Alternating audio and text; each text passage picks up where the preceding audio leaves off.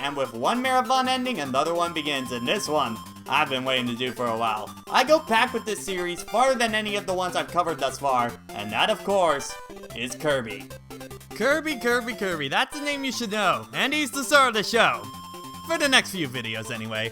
The pink puffball turns 25 this year, which feels odd considering his 20th didn't seem like that long ago. But regardless, I go back with him to around the time of Super Smash Bros. Melee, which would be my personal gateway into many other Nintendo franchises. And for whatever reason, I gravitated to Kirby faster than a lot of the others. But it was actually the Kirby anime, known in the West as Kirby Right Back Atcha, that got me into the series. And I have no idea why as a kid something like Pokemon didn't hook me, but Kirby did. I would love to make a video on the Kirby anime one day. You know, if the YouTube copyright police won't get me, but anyway. By the way, did you know that the director of the dub and the voice of Nightmare was Andrew Reynolds? The same guy who would play Elder Price in the Book of Mormon on Broadway? Kirby is now completely helpless. I can crush him without effort. But first, some fun. This was the time for me to step up. So then why was I so scared? Anyway, let's get back to Kirby. The show, of course, let me into the game series itself, and I've been a follower of the series ever since, and it's one of the earliest gaming franchises I was a big fan of. Now, for this marathon, I wanted to cover his first 6 main series adventures, which you can find conveniently all on this collection, the Kirby Dream Collection, on the Nintendo Wii. Now, with that out of the way, let's get a little backstory on this pink puffball. Masahiro Sakurai created Kirby at the age of 19. He was working as the head of a Nintendo game at 19. He really makes you feel like you accomplished nothing in your life, right? Anyway, he was put in charge of a new project to make a game that would appeal to young audiences. The design of Kirby was actually a placeholder for a more sophisticated design, but Sakurai ended up liking it so much it became the official design for the character. And the world was a better place for it. There's not much to Kirby's actual creation other than his official color. See, Sakurai wanted to color him pink, but Miyamoto from Nintendo wanted him to be colored yellow. Ultimately, pink became the winner, which is reflected on the Japanese box art, and all future Kirby games. But in reference to this, every Kirby game that has a multiplayer mode, the player 2 Kirby's color will always be defaulted to yellow, which is kind of cool. Though oddly enough, the American box art for Kirby's Dreamland has him white on the box. Because he's white in the game? Because it's the Game Boy? I never got that. By that logic, shouldn't every character be stripped of their color on the Game Boy box art? Well, it's only for this game, so I probably shouldn't think too hard about that. Now, while that was a lot of background, trust me when I say the actual reviews for the series are gonna be pretty small. Mainly because the gameplay is so simplistic and there's really not a plot to any of them. So with that out of the way, let's fire this gray brick up and see what Kirby's first adventure has in store.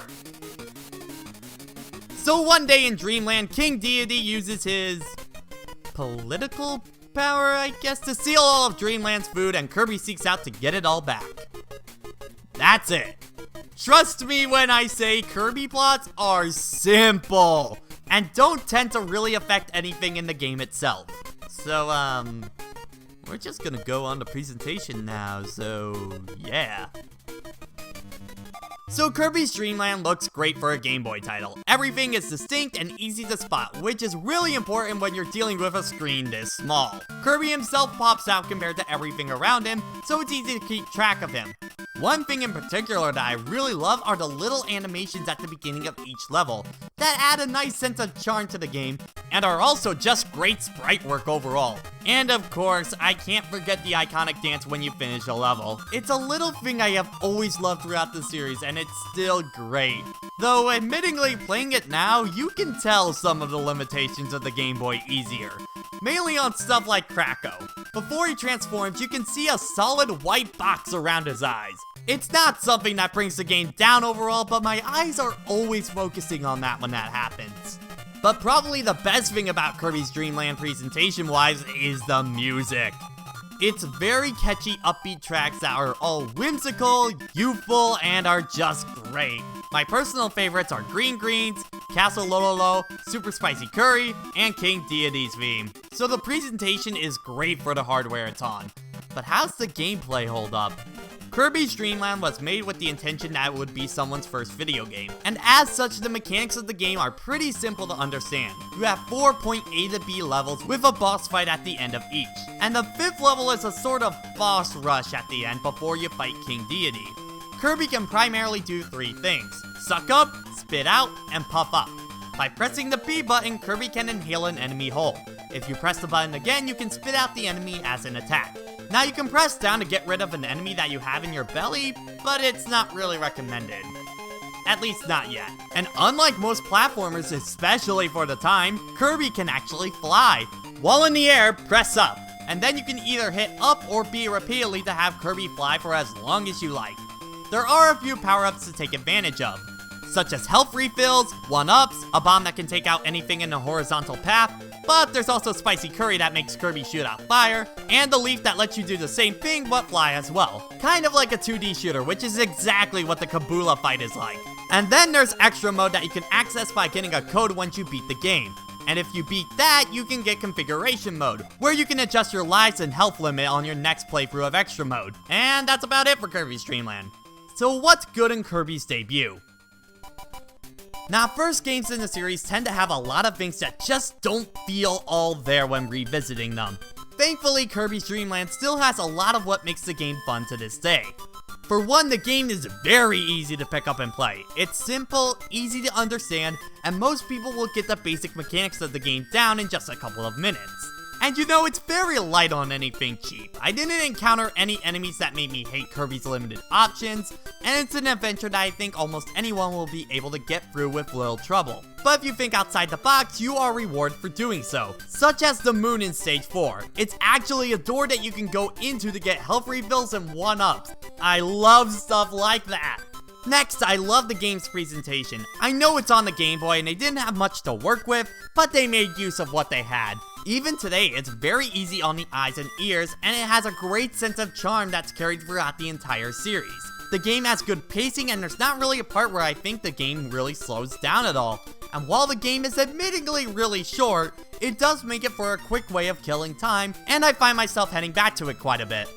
However, when I do, I encounter some of the game's biggest problems. Now let's get the most obvious thing out of the way. The game is really short and really easy. You're gonna rack up in lives fast, and you can beat the main quest in about 20 to 40 minutes depending on your skill level. And yeah, that's not exactly a meaty adventure. Though to be fair, it was designed to be someone's first game, and you have to think about games back at the time. A good majority of them weren't exactly forgiving. So if something like this, it's probably best for things not to get too hard. But if you want to finish the main quest nowadays, you might be disappointed by the length. But if you want a bit more challenge, you can do extra mode. And this, oh boy, where do I even start? I think this was made for those people who were gonna complain that the game was too easy, because this makes Kirby's Dreamland become an entirely different beast. Remember how I said earlier on that the game was being very light on anything cheap? That doesn't apply here. Health is not common, enemies can home in on you, even the parasols!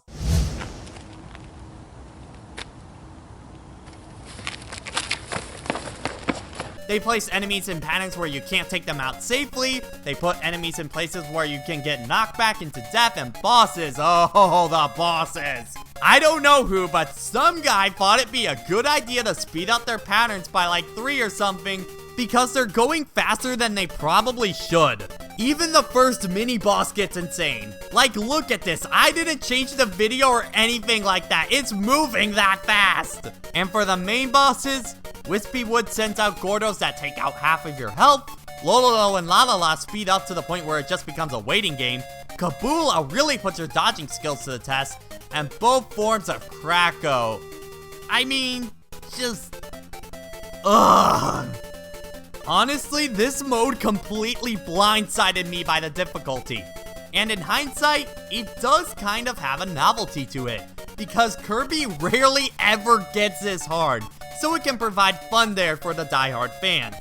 but I think the difficulty spike is way too high. Now remember, this was supposed to be designed to be someone's first video game, and if I, a person who's been gaming since 2001, am having this much trouble, I feel sorry for the kids who went from that little peaceful adventure to this! Going away from extra mode, another issue that I have is a bit of the control. For instance, you press up to go into a door, but that's also how you activate flight, so you can enter the door when you just wanted to fly and stuff like that. It doesn't happen too much and it barely takes any time to correct it, but it's worth noting. But I think the more annoying one is when Kirby moves and jumps, he's carrying a bit of momentum with him. And this kind of stuff can force you to run into stuff by accident. Mainly in stuff like the King Deity fight because it's a closed off space. Again, it's not that big, but it can mess you up at certain points, especially in stuff like extra mode. So in the end, I find Kirby's Dreamland not fantastic or great, just good. And you know, usually I say that as more of a negative thing, as I don't feel like the game is trying hard enough. But honestly, I feel like Dreamland kind of accomplishes everything it set out to do. It's not very long or very inventive, but it's a nice little fun adventure, and I appreciate that. Kirby's Dreamland, while a very simple game, can still be a fun time killer. It has a very charming presentation, a very good pick up and play nature, that can make the game something anyone can get through. However, the more experienced player looking for a platformer with a bit more, you're not gonna find it here. Well, if you're looking for something retro hard, you might just get it out of extra mode. The game is $4 on the 3DS eShop if you're interested, or you can grab it with a bunch of other Kirby games in the Dream Collection, which is probably the better option to get, honestly. Dreamland isn't exactly the shining star of the series, but Kirby fans should give it a shot when you can, and newbies can still get enjoyment out of the game as well. But Dreamland would ultimately set the foundation for bigger and better things to come, such as Kirby's jump to the NES with Kirby's Adventure. And don't worry, for the next review I will also be covering Nightmare in Dreamland as well. This also applies to Superstar and Superstar Ultra when I get to that review as well. But until then, I got some work to do, so I'll see you guys later.